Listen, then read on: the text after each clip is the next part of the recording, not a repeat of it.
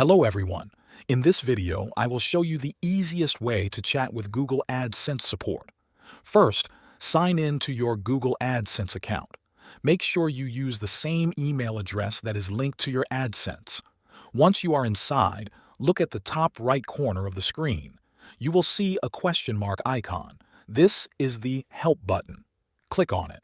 A small window will open with help articles. At the bottom of this window, there is a link that says Contact Us. Click Contact Us and then pick the issue that best matches your problem.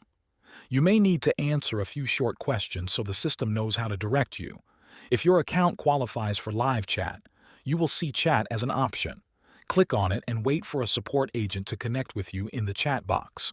If the chat option does not appear, you will still have the option to send an email request.